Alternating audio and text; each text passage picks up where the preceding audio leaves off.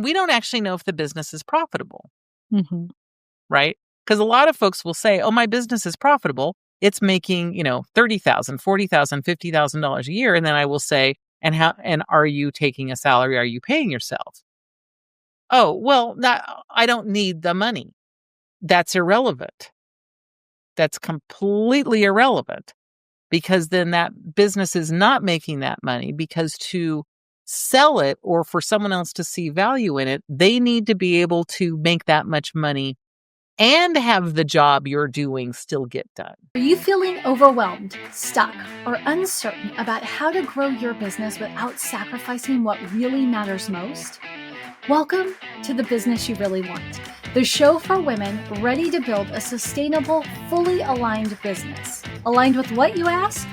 You, your values, your life. Seriously, it is possible. I'm Tonya Kubo, and along with business advisor extraordinaire Gwen Bortner, we're here to show you how.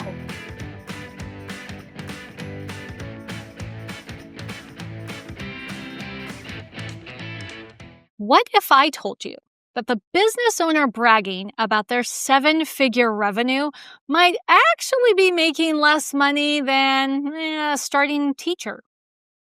Today, we are calling out the revenue obsession that has become toxic in entrepreneurship.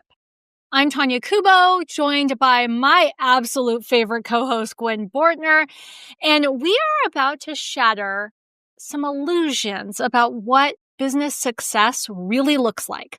So if you have ever been in the room with other entrepreneurs feeling inadequate because your revenue numbers don't sound as impressive as theirs, this is the episode for you. Gwen, I'm going to have you kick this one off because I think we need to set the stage, and I think I need you to help all of us understand what is up with this revenue obsession that we hear in entrepreneurial circles. So I believe the revenue obsession is two things. One is it's easy to track, to calculate, to talk about, right? It is one of the easiest metrics out of all the metrics that you could have about your business to track. Money comes in, we add it to the tally, ka-ching, ka-ching, ka-ching, ka-ching. That we don't have to do other than addition, we don't have to do any math. There's no addition and subtraction. There's no, it's a very easy number. And of course, the top line revenue number is gonna be the biggest number. And so that sounds way more impressive than what maybe my profit number is, which could be a much, much smaller number. And it's way more impressive than my cash flow, because cash flow feels confusing to figure out. And we don't really care about the balance sheet. There's all sorts of other numbers that matter, but no one's paying attention to those numbers because it is the easy number, right? And the other reason is it is the big number. And I think those are the two primary reasons. It's easy and it tends to be big. And we don't have to justify why that number is what the number is. And there's so many assumptions that go along with it that then we don't have to explain why, oh yeah, our income number is, 3.5 million, making up a random number here. We don't have to explain why I'm only paying myself $50,000 a year. We assume that you're taking a huge amount of that home and putting that in your pocket and doing all of the things. We don't have to feel bad. We can say, ooh, that's a really exciting number. Look at that number. Look at that $3.5 million number. That's an amazing thing. But it does not tell any part of the story. And so I think that's why it's become the standard social media metric is what I'm going to call it.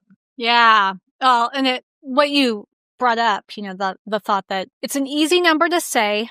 People don't oftentimes ask questions, like they don't ask deeper questions about it. Whereas if you say, if somebody says, well, how much do you pay yourself? And you say, well, I pay myself $80,000 a year. They kind of look at you like, but you've got a team of 3. They start asking questions like, why do you only pay yourself $80,000 a year? Or why do you pay yourself $80,000 a year if all you do is nothing? There's all kinds of judgment comes into play. And it reminds me of a podcast that I love called the Get Paid Podcast, where Claire Pell, she's the host, she'll actually ask people, she'll ask them how much they make, and then she'll say how much, she'll ask them how much it costs them to make that amount. And then she asks, how much do you pay yourself?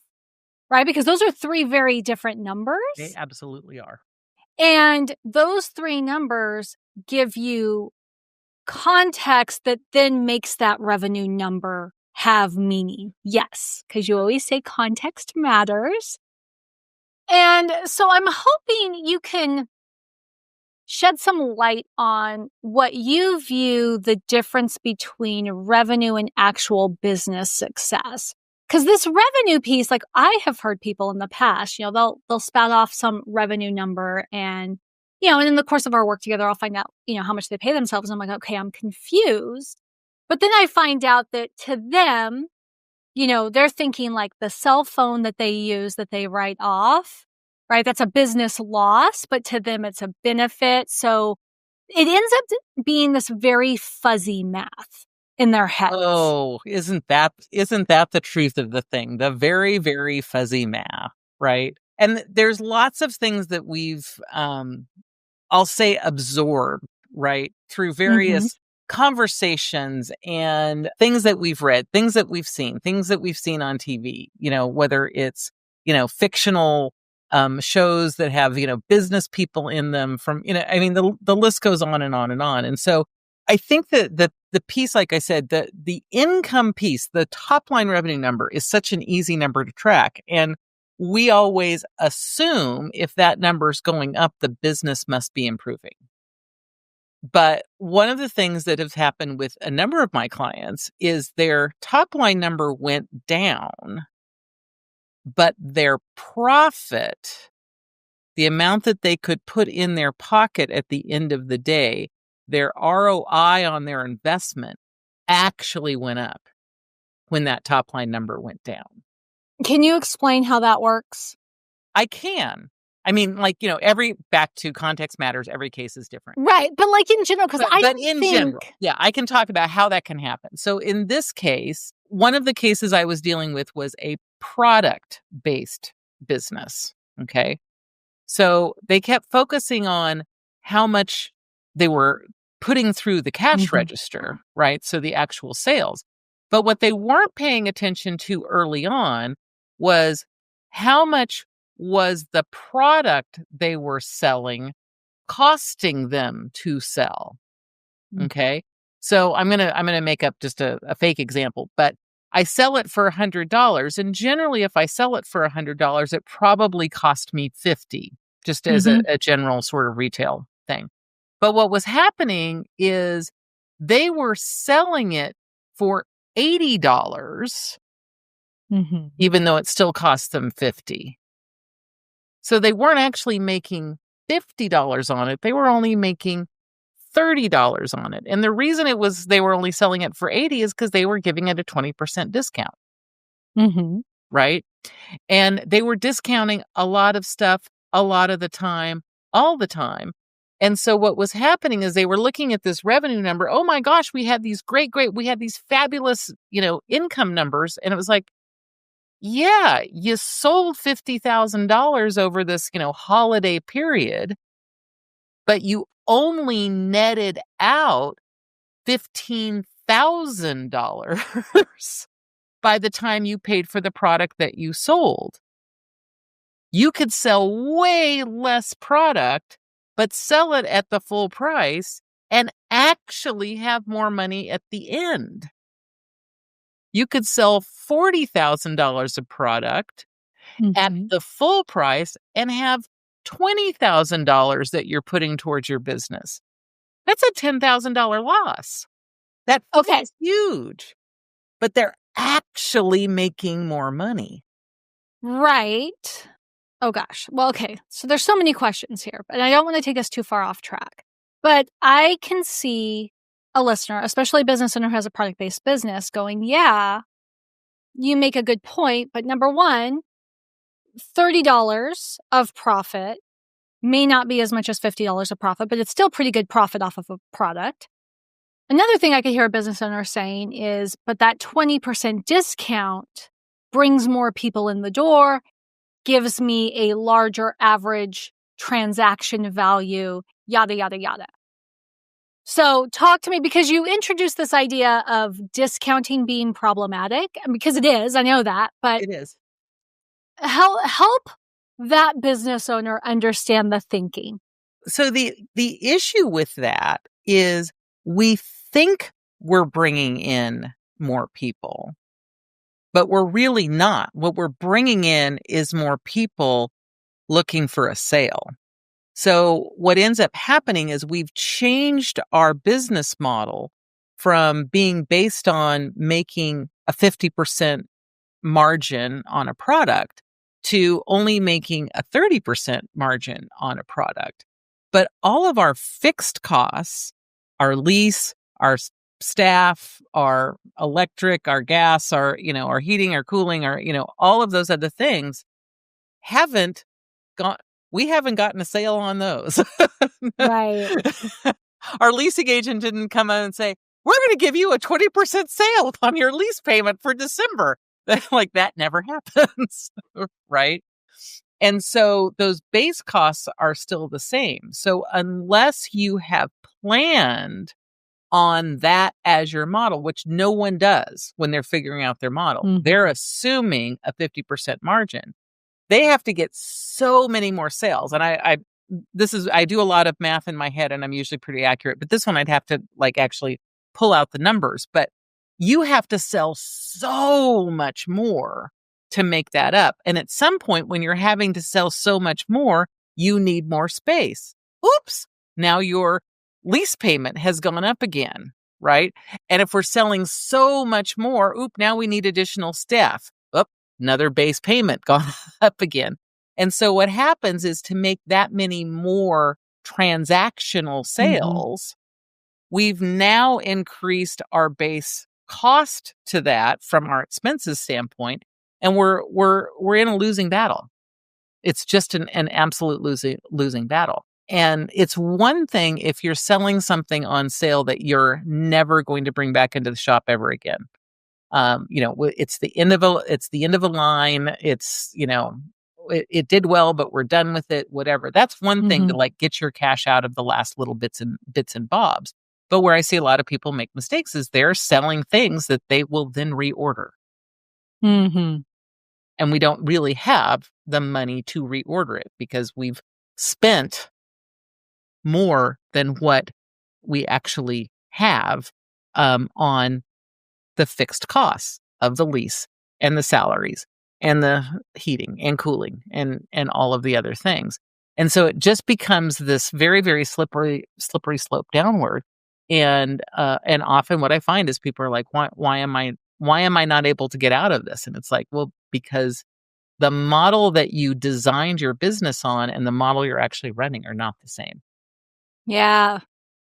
Well, and so this brings me to kind of the next thing that I think is important to talk about. And you've done a great job of illustrating how just this, I don't know what else to call it other than an obsession. This obsession with the 6-figure, 7-figure business, where it leads to unhealthy business decisions on the product-based business. I, as a service provider, however, happen to know that it does the same for those of us who are in services. And sometimes I actually think does more. Different. It looks different, right? But it does more. So maybe just list some of the unhealthy business decisions that we make by getting so obsessed with this top line revenue number and having it be as big as it can be. Actually, let's just stop there. And then we'll see where you take us from there, Gwen. So one of the problems that's consistent in both is when we start increasing the revenue, there is some cost to delivery. Doesn't, like in a product-based business, it's so easy to say, this costs, I buy it for $5, I sell it for $10. It's a really, really simple process. But for service-based, there's still some cost for delivery. There's some cost somewhere. And, even when we get into the whole, concept of passive income, which I think you and I are having as another future topic on, for us, passive is never passive. There's still always some costs associated with creating that product and selling that product. Some of it is about customer service support, right? The customer support, customer service aspect. If you're serving 20 clients, you don't need the same level of customer service, meaning the number of hours put into customer service, as you do if you're serving 1,000 clients. It's just, it's obvious. That's always going to be true. And so all of a sudden you're having to pay more back for salaries and other support, or it's costing you in your time. And at some point you run out of hours. I mean, that's the reality of it. You run out of hours. And what I see happening in service businesses is they often hire before they actually have the revenue to support the hiring, because they don't want anything, any balls to drop, as it were. And that's tricky. That is a tricky balance, because you're right. If you wait too long, you have too many balls dropping and potentially breaking, which may mean that your revenue goes down by the time you actually hire someone. But if you hire too soon, you can't actually afford their extra time, hours, whatever. And so that balance is a very, very tricky balance that I think happens. So that's the number one thing I see, is that we anticipate the revenue and make investments for the future revenue that don't actually pay off now and aren't necessarily creating that revenue. Yeah. It's like you're always working to pay off a debt. Yes. And I think this is where, this is why so many agencies fold, because it's especially problematic in an agency, which is back to obsessions in the industry. Everybody says, as a service provider, if you're not going to become a course creator, the second best way to scale is the agency model. But it's the same thing as to staff your agency. You've got a consistent cost of fulfillment. Many people you're paying before the money comes in the door for the services rendered. Right. Yeah. And then that becomes the next piece, which is one of those pieces that no one talks about, but I'm always way more interested in. I'm way less interested in your revenue, and I'm way more interested in your cash flow. Are you cash flow positive? Yeah. So take us there, because I know that this is where you're going, but the question I was going to ask is for you to help us understand what profit margins tell you about the health of your business. And so I think that falls in with the positive cash flow. And I genuinely, Gwen, do not think a lot of people understand what positive cash flow means. Yeah, well, and part of it is the reports that we get, from QuickBooks or whatever accounting system you're using are really hard to understand. I'll just be honest with you. That there's all sorts of things. It's like, but we added this, but we took out that, and why did we, subtract this other, and then we, did some, tangent. That's not true.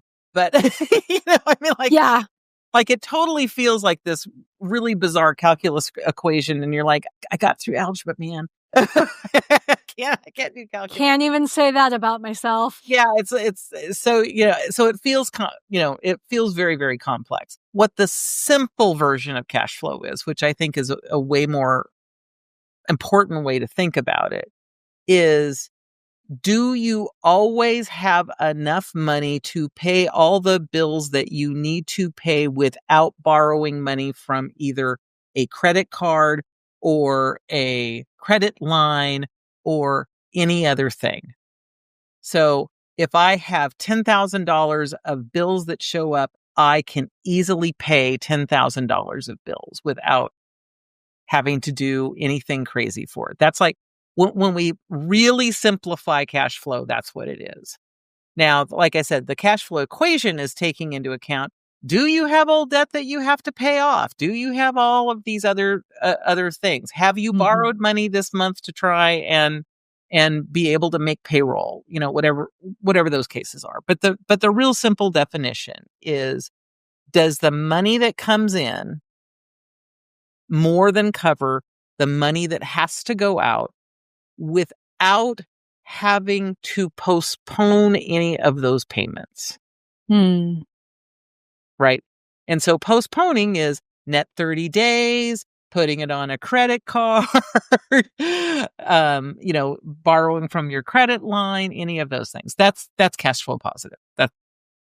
That's what it comes down to. And for most businesses, not all businesses, but most businesses, there are slow seasons and high seasons, which means when you have the high season, you have to be stocking money away in a simple form, like a savings account, so that the month where you really don't have enough money to pay all the bills, you just pull money out of there to keep paying the bills. We're not borrowing it. We're borrowing it from our own savings account. And that's really what the savings account is designed for. That's cash flow positive.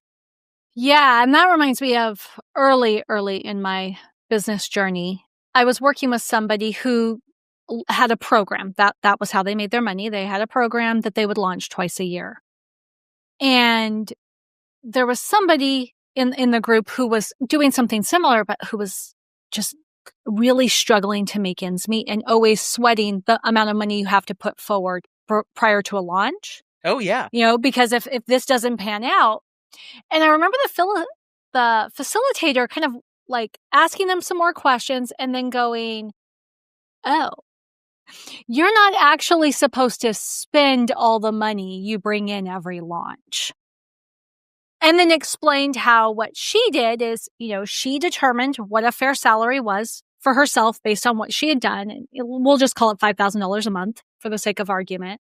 And she was like, no matter how much a launch brings in, I just set aside enough to pay myself $5,000 a month. That's how much I make year round, regardless if the launch goes well, the launch doesn't go well. Anything in excess of that would typically be my share goes into a savings account just in case down the line a launch doesn't do as well, or if I have to hire more staff as the program grows. And that was like revolutionary thinking to everybody in the room. And I was the only newbie in the room. Like everybody else had a good 5-6 years on me in business, but nobody had ever thought about that. Yeah, no, it is the piece of what am I tucking away for either hiring someone new who will not get up to speed and will not be, hit the ground at full force for usually at least 30 days and often more like 60 or 90 days to even begin to start really making an impact. And it usually takes about, 3 to 6 months before people are like fully, making money. And so having that money set aside to say, I need to do this, but also having that money set aside to make the big purchases from time to time that you need to make. Like we prepaid for this podcast support that we have for like a year in advance. And, that's a big chunk of change as opposed to paying for it week by week, month by month. And so, but having that chunk of change allowed us to also get a bit of a discount by being able to do it. But it would not have been a good investment if I would have put it on a credit card right. that I was then paying off because the interest rate's too high. You're not saving that much in the savings of doing it, right? And so back to it needs to be cash flow positive. You need to be able to say, I'm able to do that. I'm able to set that money aside for these various things. So it's not even just paying yourself, although that's a great example, but it is also the things that I want to do in the future that either I don't know that I want to do in the future at this point, or that I do know that I want to do in the future, and allocating that money off so that you don't just spend it all. Because of course, this is the whole theory behind Mike Michalowicz's Profit First book. And what the basic fundamental piece is most people look in their checking account and they say, oh, I've got $5,000. I can spend $5,000 without actually thinking about what are the things coming up in the next week, month, 2 months that some of that money should be actually saved away for. Mhm. And that's, if you take profit first down to its most basic premise, that's its most basic premise of squirrel the other monies away so that it is not in front of you saying, ooh, spend me, spend me, spend me, spend me.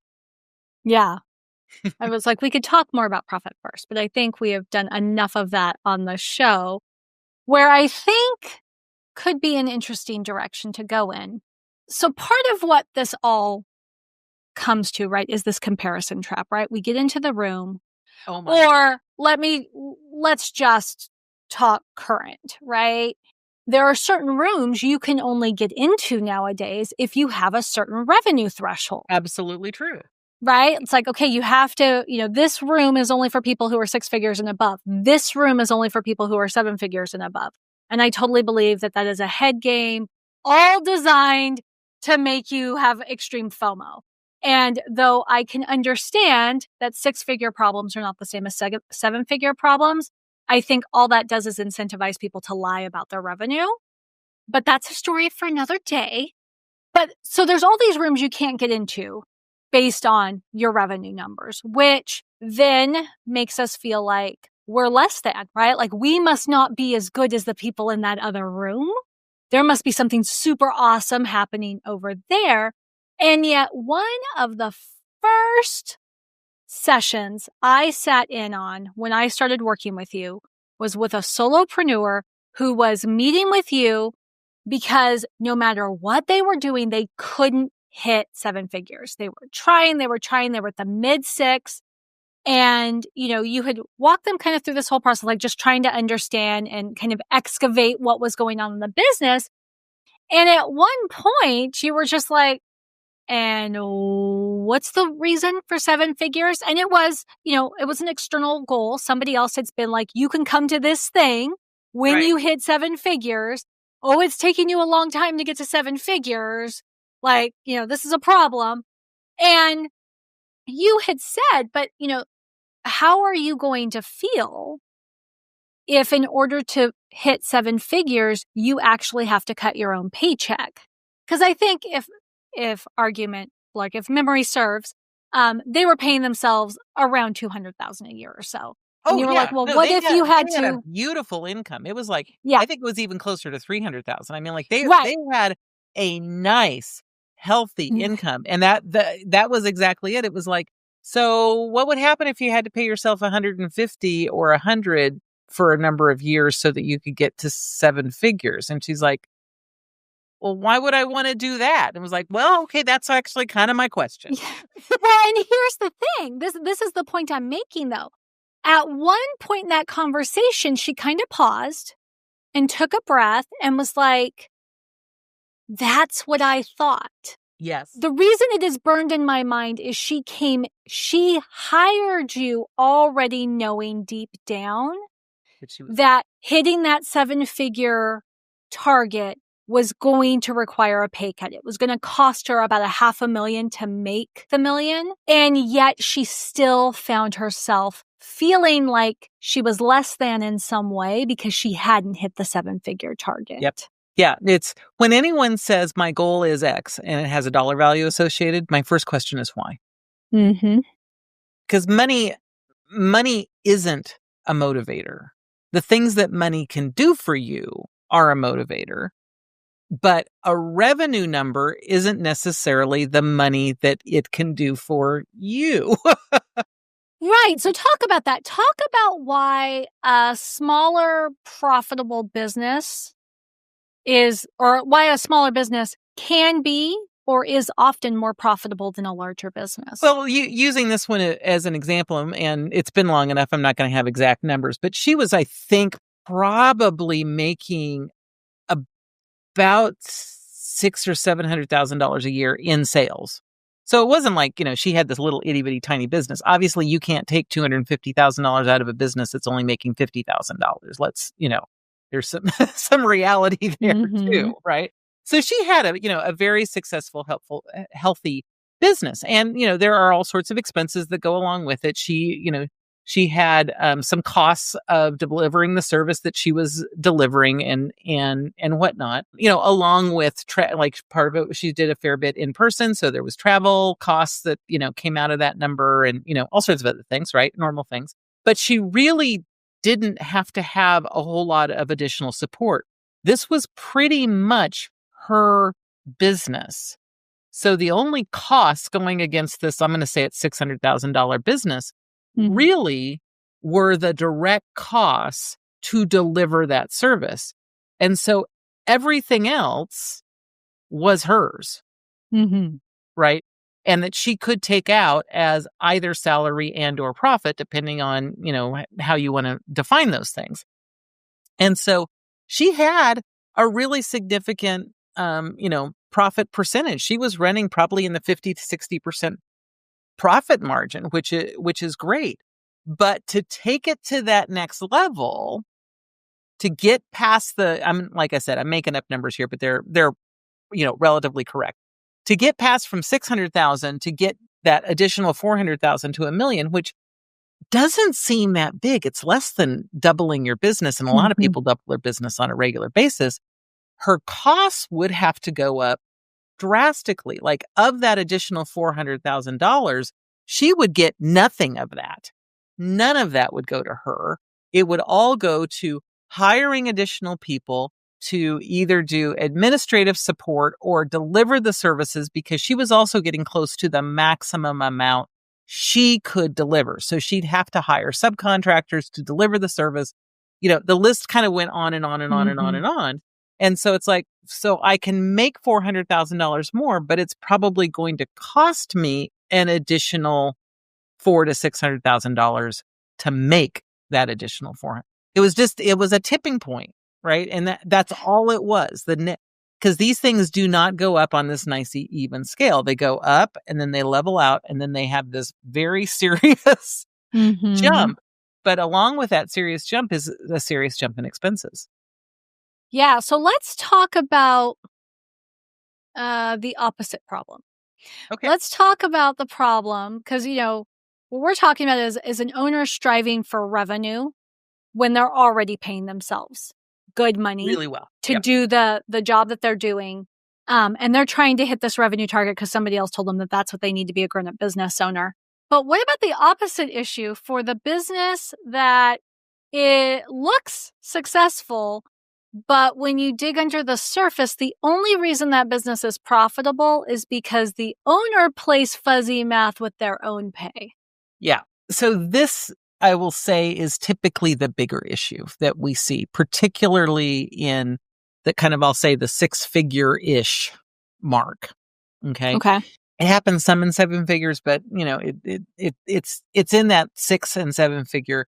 Definitely happens in the 5-figure, but part of it often is there's not enough money there to pay themselves, right? But the problem is we don't think about the work that we're doing as a job that needs to be paid for. Okay.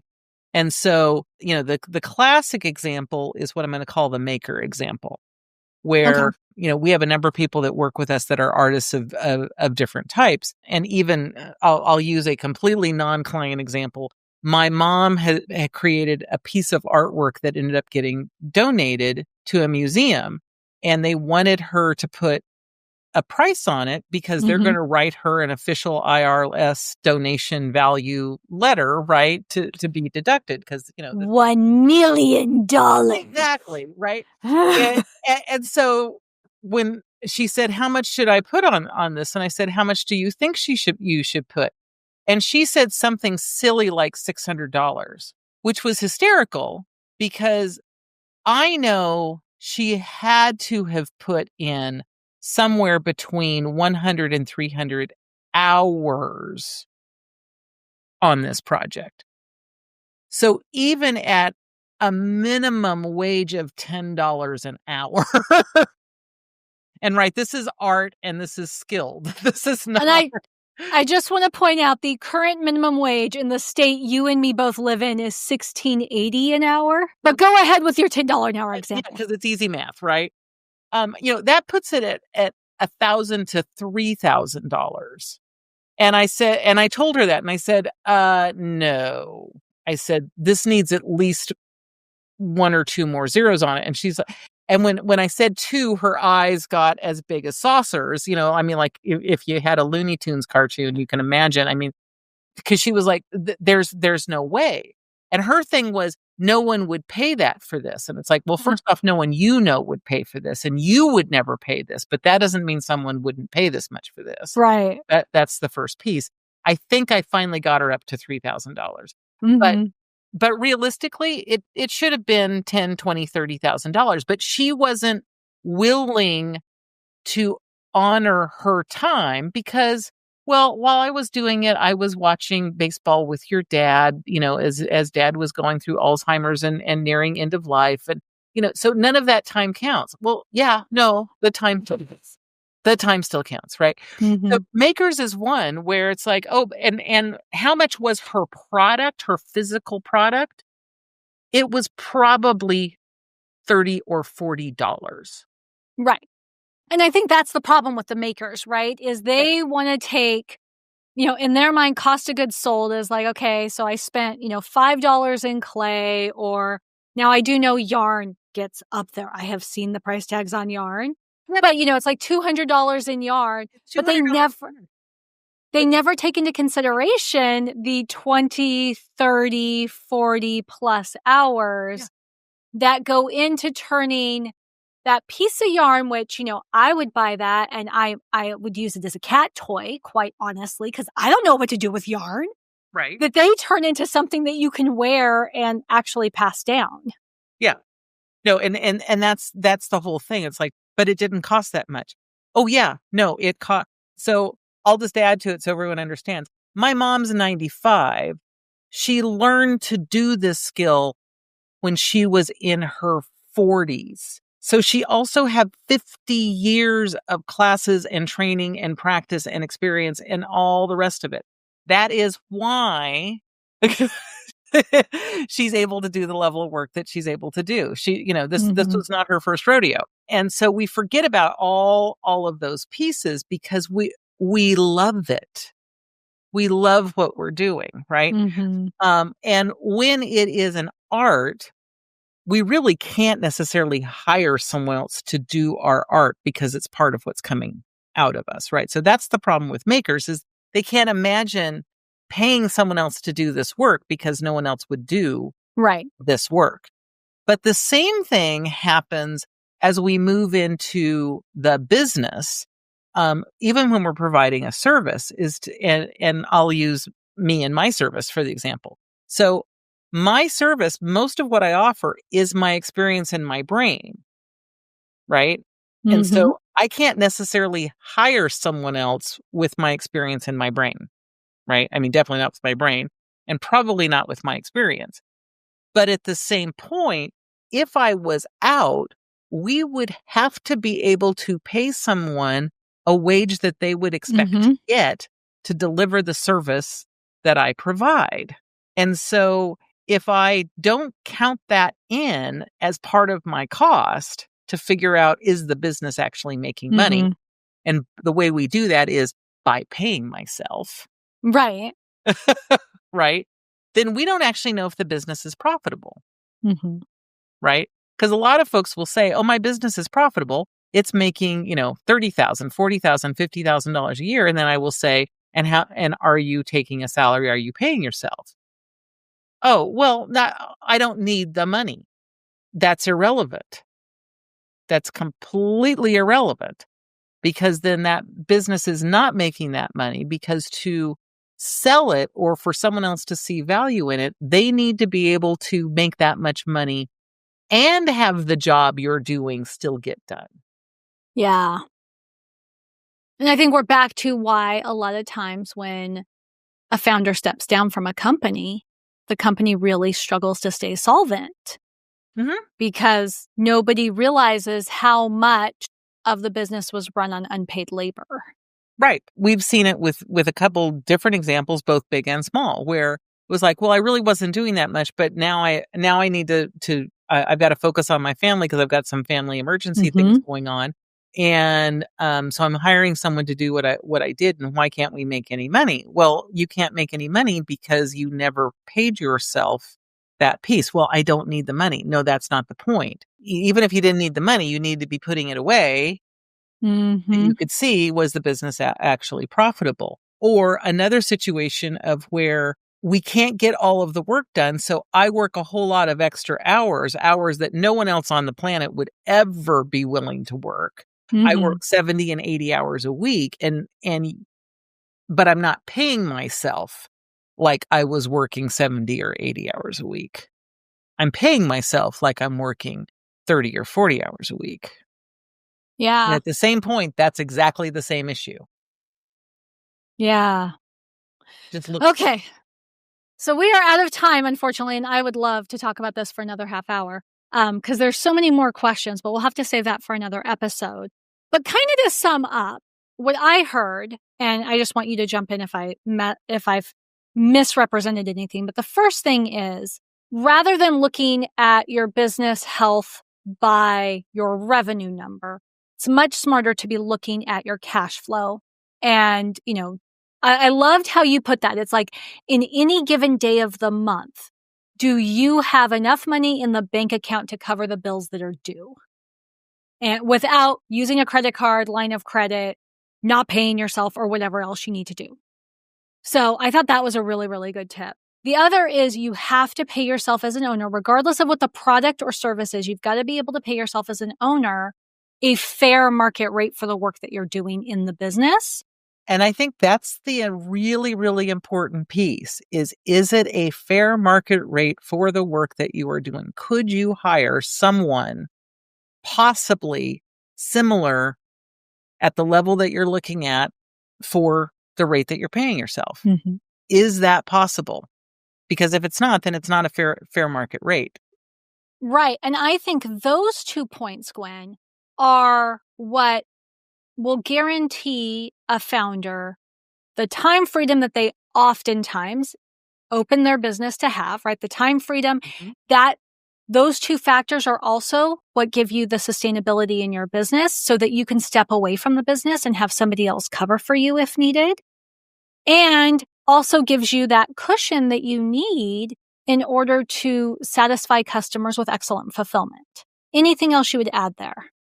Well, and I think the other piece is it allows you to make choices because you've taken over some of the fulfillment for a season. We don't know how long that's going to last, but I can pay you an appropriate rate for it because I've been paying myself an appropriate rate for it. Right.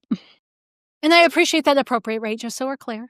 But that's part of it. It wasn't a big stretch because I had been paying for that work to be done. I had been tracking that as work being done, not just, I squeeze that in. Right. Because we're not talking about 20 hours. We're talking about a couple hours a week, but it's still a couple hours a week. Yeah. All right, Gwen. So this brings us to the end of the episode. And if you are still listening, I want to say that if nothing else, I hope you understand that, revenue is just one number in a very complex equation that equals the business's success.